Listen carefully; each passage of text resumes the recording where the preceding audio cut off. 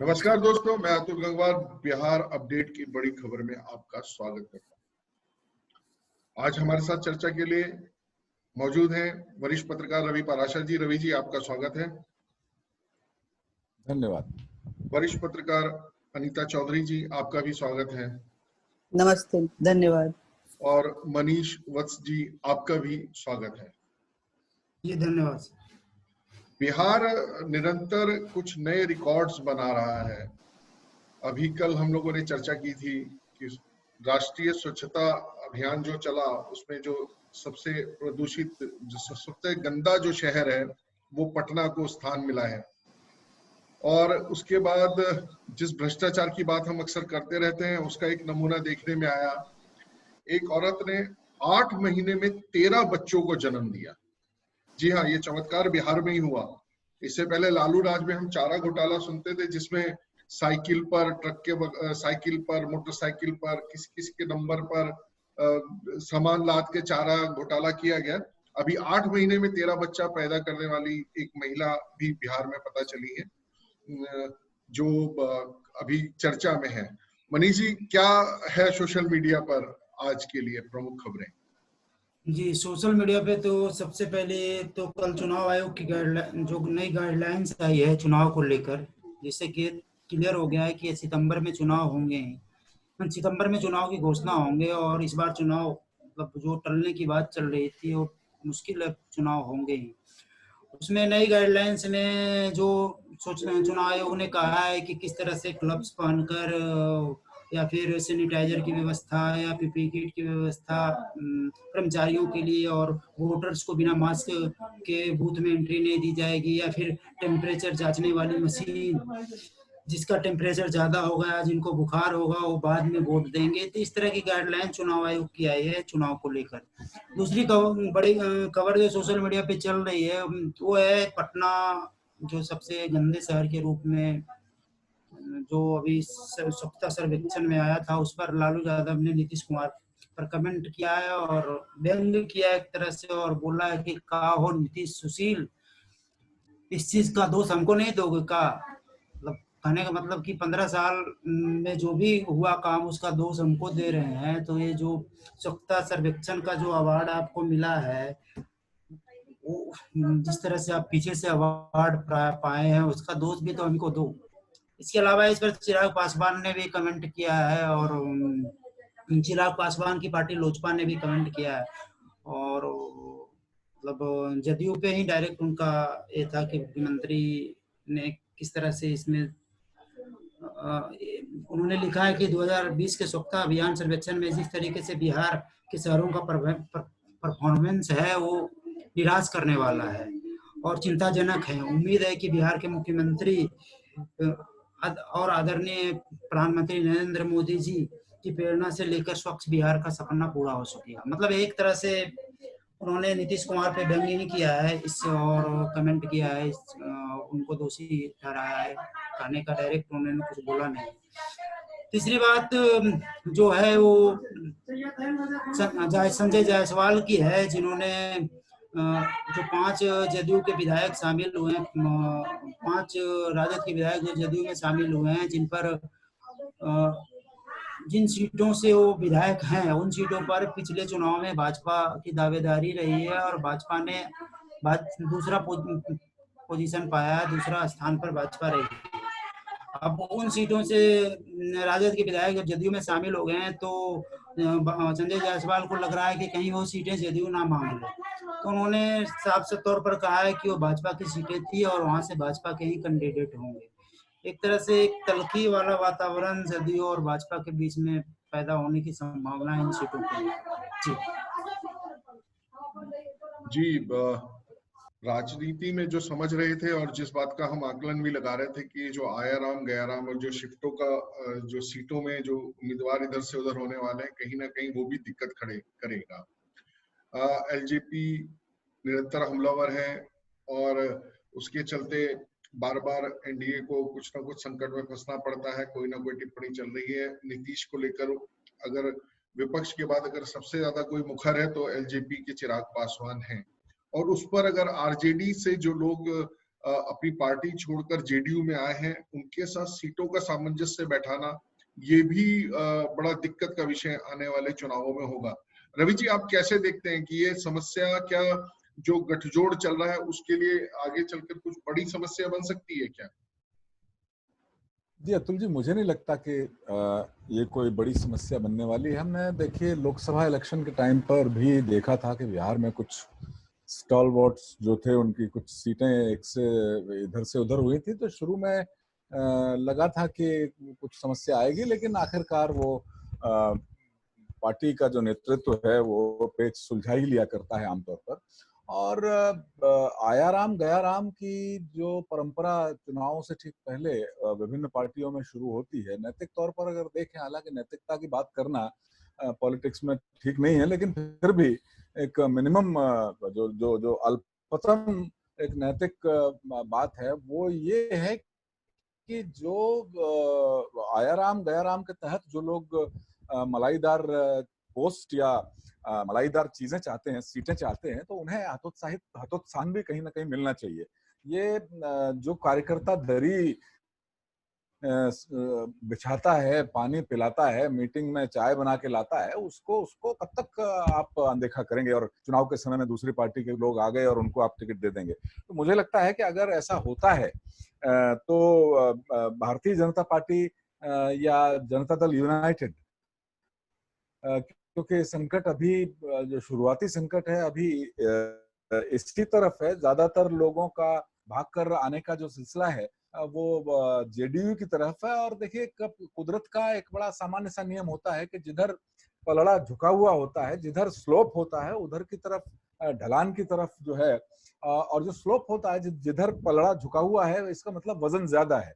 और वजन ज्यादा है तो अगर तिर्यक रेखा के तौर पर देखें तो ऊपर से लोग सरक सरक के जो बिल्कुल दहलीज पे वहां दूसरी खेमे में बैठे हुए होते हैं, वो सड़क के नीचे आ ही जाते हैं।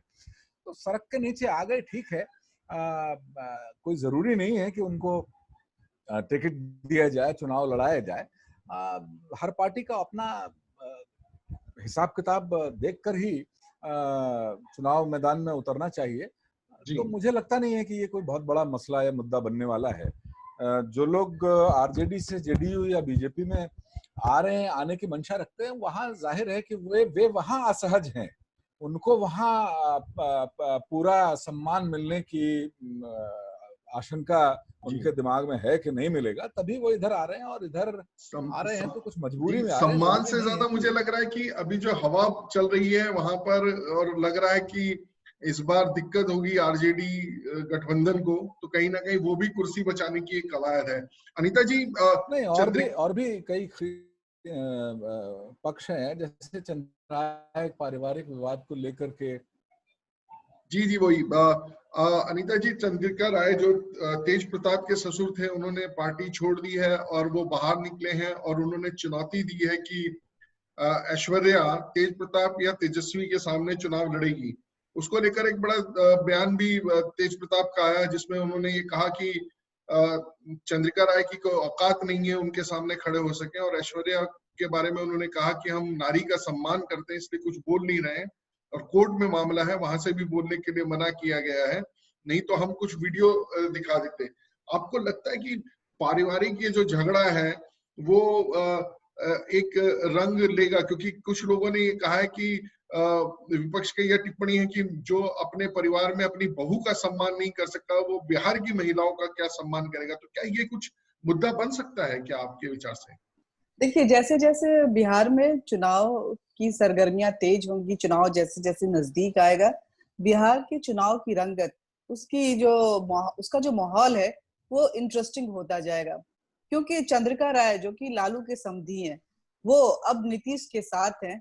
ये अपने आप में बिहार चुनाव के लिए एक बड़ा संदेश है कि लालू के समधी नीतीश के साथ, मतलब लालू के खेमे में जो है बहुत बड़ी सांठगांठ थी चंद्रिका राय और लालू यादव के बीच में।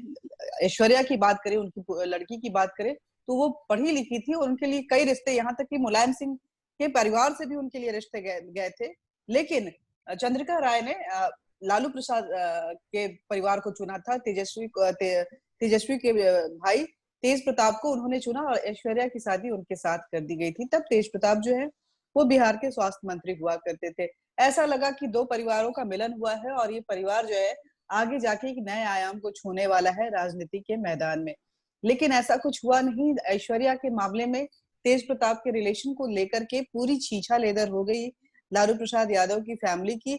आए दिन हर दिन एक न एक मामले सामने आ जाते थे। जिस तरह से थूकम फजीयत चल रही थी राबड़ी यादव को लेकर के, उनके एटीट्यूड को लेकर के, मीशा के एटीट्यूड को लेकर के, तेज प्रताप को लेकर के, तो वो आए दिन कुछ न कुछ बातें सामने आती थी। कई वीडियो उस समय में ऐश्वर्या ने भी रिलीज किए थे मीडिया प्लेटफॉर्म पे, सोशल मीडिया पे, जिसमें उसके साथ बदतमीजी करती हुई राबड़ी देवी, मीशा और तेज प्रताप दिखे थे। उनका कहना था कि हमारे साथ मारपीट होती है, हमें वो सम्मान नहीं दिया जाता। तेज प्रताप एक विक्षिप्त व्यक्ति हैं जिनको समझाना बेहद मुश्किल है। मैं 1 साल उनके साथ निभा ली, अब इससे ज्यादा नहीं निभा सकती हूँ, जिसकी वजह से दोनों परिवार में तल्खी आ गई।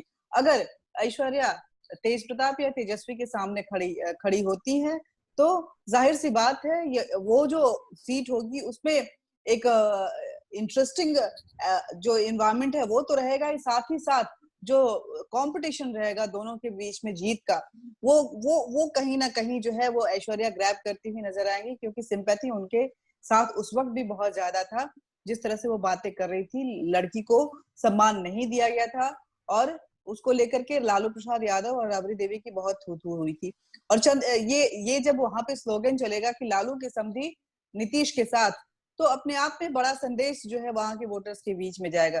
तो चंद्रिका राय जो है ये बहुत एक ट्रम्प का कार्ड जो बोलेंगे वो नीतीश कुमार के लिए है, जिसको नीतीश कुमार हमेशा प्ले करेंगे इस चुनाव में, हमें उनकी फैमिली को लेकर के। और जाहिर सी बात है, जिस तरह से लालू प्रसाद यादव ने अपने बेटों को स्टैब्लिश किया है बिहार की राजनीति में, चंद्रिका राय की भी कोशिश रहेगी कि उनके बच्चे भी अब राजनीति के मैदान में कूद जाएं और अपने उनके जीते जी उनकी स्टैब्लिशमेंट वहां पे हो जाए, अपनी जगह बना ले, ताकि आगे का रास्ता वो अपना तय कर सके। तो ऐश्वर्या को लॉन्च अगर वो करते हैं तो ये जरूर एक रणनीति के तहत होगी और ये इसका फायदा जेडीयू को मिल सकता है, इसमें कोई दो मत नहीं है। लेकिन बिहार का चुनाव है, बिहार की जनता क्या देखती है, क्या मूड होता है, ये देखना होगा। लेकिन यादव बहुत अभी संगठित नहीं है, वो लालू प्रसाद यादव के साथ एक मुश्त नहीं है। ऐसे में लालू प्रसाद यादव के लिए जो आरजेडी पार्टी है बिहार में, उसके लिए आने वाला समय जो है मुश्किलों का दौर रहेगा उनके लिए। जी। चुनाव आयोग ने जो गाइडलाइंस जारी की हैं चुनाव को लेकर, उसका सुशील मोदी ने स्वागत किया और उन्होंने ये कहा है कि जिस प्रकार से राजद चाहता था कि चुनाव टले या फिर अगर चुनाव हो तो बैलेट पेपर के थ्रू मतदान हो, जिससे वो लाठी और बूथ छाप कर जैसे वो पुराने समय में करते थे वैसे चुनाव जीत सकें। और चुनाव आयोग का जो ये निर्णय है स्वतंत्र रूप से चुनाव कराने का, निष्पक्ष चुनाव कराने का और सुरक्षित चुनाव कराने का, उसका वो स्वागत करते हैं। रवि जी, आपको लगता है कि जिस प्रकार की गाइडलाइंस अगर चुनाव आयोग ने जारी की हैं उससे एक सुरक्षित चुनाव कराना संभव हो पाएगा? देखिए अतुल जी, जो गाइडलाइंस चुनाव आयोग ने जारी की हैं उसके हिसाब से बहुत सोच समझकर व्यवस्था की गई है, क्योंकि कोरोना महामारी इस समय अपने चरम पर है और लगातार संक्रमित होने वालों के आंकड़े बढ़ रहे हैं। हालांकि ठीक होने वालों के आंकड़े भी लगातार बढ़ रहे हैं। तो कोरोना को देखते हुए जो खास इंतजाम किए जाने चाहिए वे सारे खास इंतजाम चुनाव आयोग ने बिल्कुल सोच समझ कर करने की व्यवस्था की है इस बार। और बिहार चुनाव में ये जो शुरुआत नए तरीके से होगी, ग्लव्स वोट डालने बटन दबाने से पहले हमें यानी वोटर को ग्लव्स पहनने पड़ेंगे, मास्क लगा के जाना जरूरी होगा, सैनिटाइजर की व्यवस्था होगी, सोशल डिस्टेंसिंग की व्यवस्था होगी और जो संक्रमित होंगे उनके लिए अलग बूथ होगा, जो बुजुर्ग होंगे उनके लिए अलग से व्यवस्थाएं होंगी। तो जाहिर है कि बहुत सोच समझ के चुनाव आयोग ने फैसला किया होगा। लेकिन ये भी दावे के साथ अभी से कहा जा सकता है कि व्यवस्थाएं आप कितनी भी पुख्ता कर लें, लेकिन बहुत सारे वोटर इन पुख्ता व्यवस्थाओं के बावजूद घरों से वोट डालने के लिए मुझे लगता नहीं है कि निकलेंगे, क्योंकि डर कोरोना का जितना दहशत है वो लगातार लोगों में बैठी हुई है। हालांकि अनलॉक की प्रक्रिया जिस तरह से शुरू हुई है, पिछले काफी दिनों से हमने देखा है कि शहरों में, बाजारों में थोड़ी भीड़ उमड़ी है, वो अपनी जगह है, लेकिन वोट डालने के लिए मुझे लगता है कि वोटिंग परसेंटेज बिहार में जी जी तमाम तरह की व्यवस्थाएं करने के होने के बावजूद इस वजह से कम होगा। और जैसा कि मेरा मानना है, मैं एक फॉर्मूले पे यकीन रखता हूं कि अगर वोटिंग परसेंटेज किसी भी वजह से कम होता है, वजह कोई भी हो, तो उसका फायदा सत्तारूढ़ पार्टी को, सत्तारूढ़ गठबंधन को होता है। आमतौर पर ऐसा हम देखते हैं। जी जी जब भी जी वोटिंग परसेंटेज बढ़ता है तो वो एंटी इनकम्बेंसी की वजह से, जी हालांकि इसके एक दो अपवाद हैं, उदाहरण हैं, तो अगर वोटिंग परसेंटेज कम होगी, जैसा कि मुझे लगता है कि होगी, और कोरोना के अलावा हमें ये भी नहीं भूलना चाहिए कि करीब करीब 1 करोड़ आबादी वहां बाढ़ से भी पीड़ित है। तो जो बाढ़ प्रभावित इलाके हैं, खासतौर पर ग्रामीण इलाके हैं, वहां भी बाढ़ की वजह से इस बार वोटिंग का परसेंटेज घटेगा। जी और इसका फायदा मुझे लगता है कि जनता दल यूनाइटेड और बीजेपी गठबंधन को जरूर होगा। और जी शायद यही वजह है कि ये दोनों पार्टियां लगातार इस पक्ष में शुरू से ही रही हैं कि चुनाव समय पर ही होने चाहिए। जी जी जी जी लेकिन अनीता जी, जिस प्रकार से देखने में आया है कि पूरे कोरोना काल में जो सरकार की जो गाइडलाइंस थी, जैसे ही लेकिन थोड़ा थोड़ा लॉकडाउन खुला तो जनता ने उसमें कहीं कोई सावधानी बरतने का प्रयास नहीं किया। सरकार अगर बहुत से बहुत ये कर सकती है कि जो पोलिंग बूथ है वहां पे सोशल डिस्टेंसिंग करे, लेकिन कैंपेनिंग के लिए नियम तो बने हैं। लेकिन आपको क्या व्यवहारिक लगता है कि जनता जब इस क्रूशियल टाइम में भी कोरोना से बचाव के बारे में, जबकि उसका स्वयं का बचाव है, वो जान रही है कि उसको क्या नुकसान हो सकता है, उसके बावजूद जिस तरीके से इस सारे मामले को ले रही है, कोरोना को हल्के में ले रही है, तो क्या लगता है कि चुनाव में जीत हार अलग बात है, वोटिंग परसेंटेज अलग बात है, लेकिन कहीं इसका तो ये नहीं कि जनता जिस लापरवाही से ले रही है उसका खामियाजा भुगतना पड़े राज्य को? देखिए, चुनाव अब टाइम पे होगा और चुनाव आयोग ने अपने गाइडलाइंस जारी कर दिए हैं। चुनाव आयोग ने कहा है कि हाँ, ग्लव्स होना चाहिए, आपके पास मास्क होने चाहिए और आपको सोशल डिस्टेंसिंग को मेंटेन करते हुए, प्रोटोकॉल को मेंटेन करते हुए पोलिंग बूथ पे आना होगा और उसके बाद आप देंगे। मेरा सुझाव चुनाव आयोग से यही है कि मास्क और ग्लव्स और सैनिटाइजर, इन तीनों का इंतजाम भरपूर मात्रा में पोलिंग बूथ पे होनी चाहिए। कि अगर क्योंकि हर किसी के पास ग्लव्स हो, मास्क हो और वो सैनिटाइजर लेके चले। बिहार में न जनता इतने, सुदूर गांव की जनता जो है ना इतनी अवेयर है और न ही वो करने में सक्षम है। तो ऐसे में ये प्रोविजन जो है, इसकी तैयारी जो है चुनाव आयोग और राज्य की तरफ से होनी चाहिए। केंद्र सरकार को भी इसमें अपनी सहयोग देना चाहिए, पहली बात। दूसरी बात, अगर वोटर, जैसा कि रवि सर ने बताया कि वोटर वो कम निकलेंगे कोरोना की डर से, तो जो डेडिकेटेड वोटर हम जिनको बोलते हैं, चाहे वो किसी भी पार्टी के हों, वो पिछड़ा वर्ग होता है, दलित होता है और आर्थिक रूप से कमजोर व्यक्ति होता है, जो कि किसी भी हाल में अपना वोट जाया नहीं करना चाहता है और वो जाता ही है। ये वोटर जरूर जाएंगे। ये वोटर क्योंकि जेडीयू और आरजेडी की प्रॉपर्टी है, उनको ही वोट देते हैं, रीजनल पार्टियों को वोट देते हैं। ऐसे में देखना ये होगा कि ये वोटर कितना कन्वर्ट हो पाए हैं बीजेपी की तरफ, क्योंकि बीजेपी के वोटर्स जो हैं वो हमेशा अर्बन एरिया के पढ़े लिखे इंटेलेक्चुअल, थोड़े से समझदार, जिनको कि देश की सरहद के बारे में ज्यादा इंटरेस्ट होता है, जिनको कि देश में किस तरह से आर्थिक व्यवस्था चल रही है उसको ज्यादा इंटरेस्ट रखते हैं, जो देश की बात सोचते हैं, जो अपने से पहले देश की बात सोचते हैं, वो बीजेपी की तरफ इंक्लाइंड हो जाते हैं। तो ऐसे में जो अगर वोटर का परसेंटेज कम होता है तो इसका प्रभाव आरजेडी और जेडीयू को कम उसका खामियाजा भुगतना पड़ेगा। बीजेपी जो है उसको कहीं ना कहीं इससे प्रभावित नहीं होती है। अनीता जी, जो आप कह रही हैं उसी में एक बात और जोड़ना चाहूंगा, उस पर भी आपकी टिप्पणी चाहूंगा। देखने में आया है कि मुस्लिम वोटर भी बड़ा कंसोलिडेट होकर निकलता है और वो भी अपना वोट डालता है और ये बीजेपी को नहीं डालता। तो कहीं ऐसा तो नहीं कि ये डेडिकेटेड वोटर आए और इसका जो खामियाजा भुगतना पड़े जेडीयू बीजेपी अलायंस को?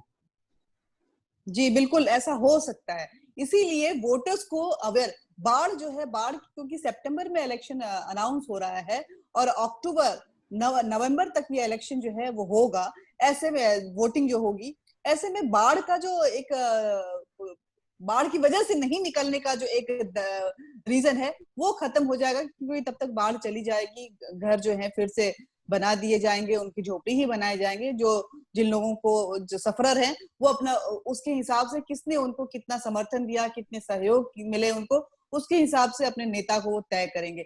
लेकिन अगर इस तरह की अवेयरनेस नहीं किया गया कि हाँ आप आइए, आपको ज्यादा से ज्यादा होके आना है, सारे इंतजाम यहाँ पे किए हुए हैं, अगर आप मास्क पहन के आइए, लेकिन अगर नहीं भी पहन के आते हैं तो आपके पास डिस्पोजेबल ग्लव्स एंड मास्क आपको यहाँ पे मिलेगा। आपको वोट डालने आना है, किसी भी हाल में आप घर से बाहर निकलिए, वोट डालिए और वोट अपने मताधिकार का प्रयोग कीजिए, अपने नेता को चुनिए।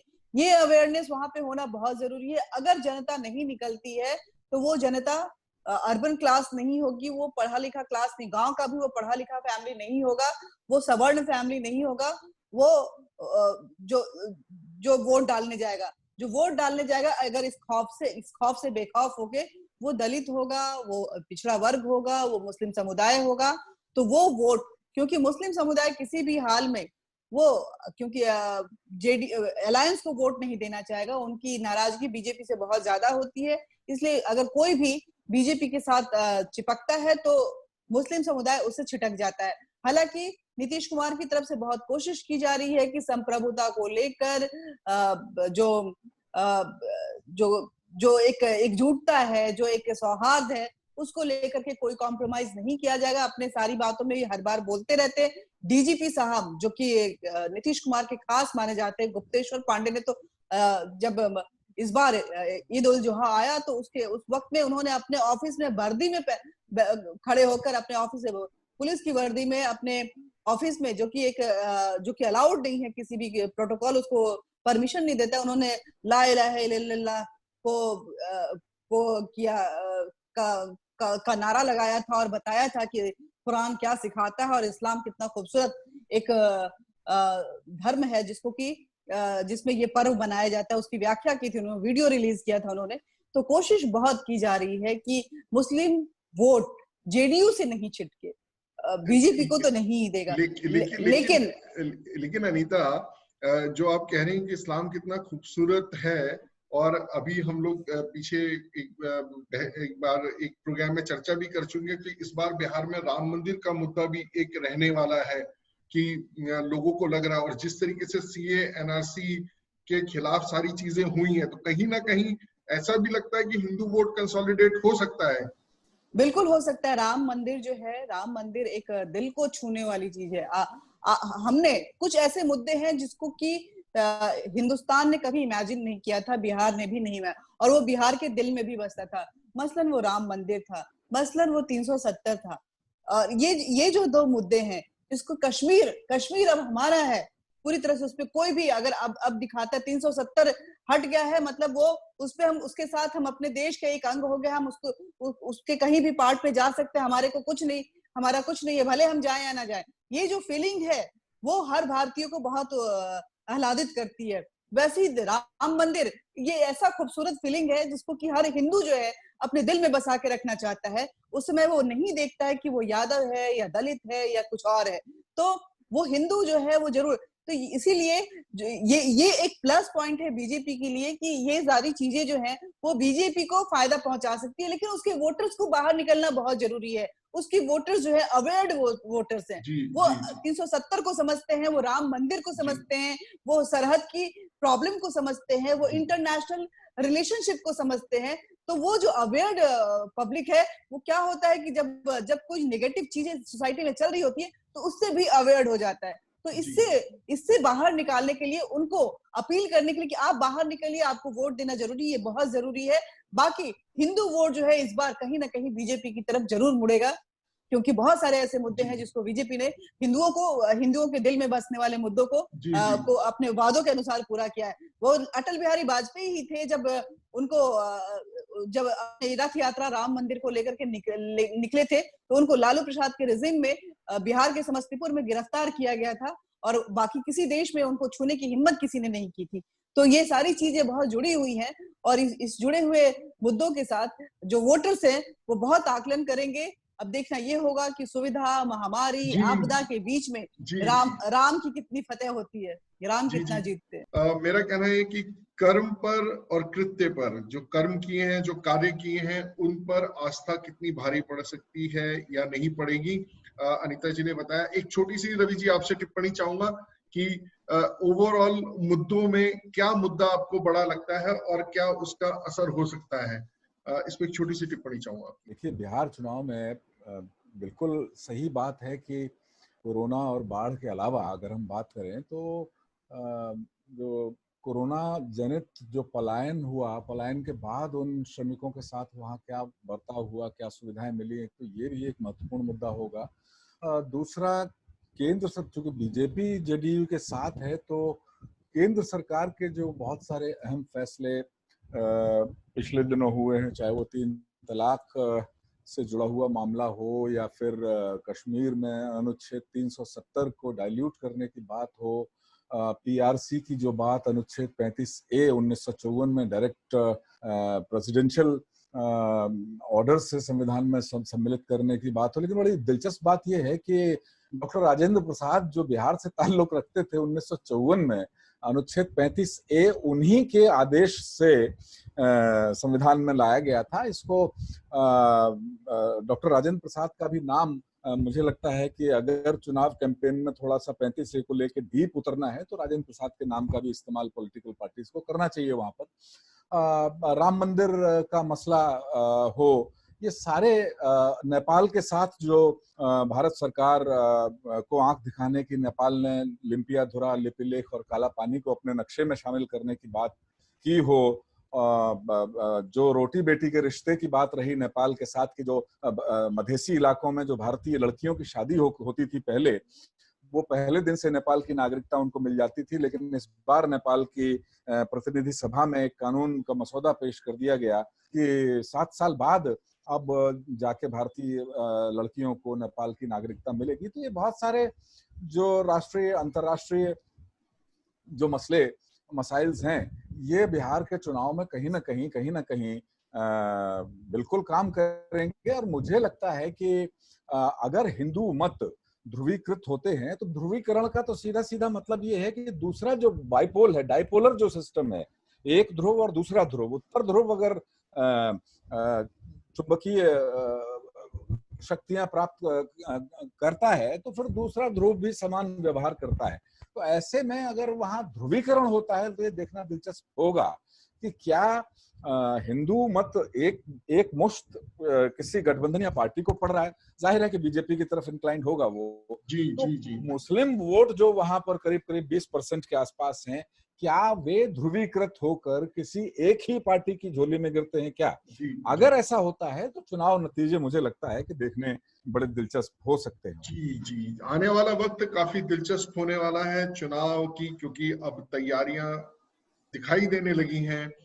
दलदल में से बाहर निकलकर अपना कोई कमल खिलाना चाहता है, कोई तीर चलाना चाहता है, कोई अपनी आंधी तूफान में बुझती हुई लालटेन को बचाना चाहता है। तो दिलचस्प रहेगा और हम लोग निरंतर आपके साथ इस तरीके के विषय लेकर आते रहेंगे। आपको भी अगर कोई बात कहनी है तो आप हमें ईमेल करें biharupdate@gmail.com पर। आप हमारा mobile app Google play store से डाउनलोड कर सकते हैं बिहार अपडेट का, और हमसे जुड़ सकते हैं। आज की चर्चा में जुड़ने के लिए रवि जी आपका धन्यवाद, अनीता जी आपका धन्यवाद, और मनीष जी आपका भी धन्यवाद। सभी दर्शकों का चर्चा में बने रहने के लिए धन्यवाद। नमस्कार।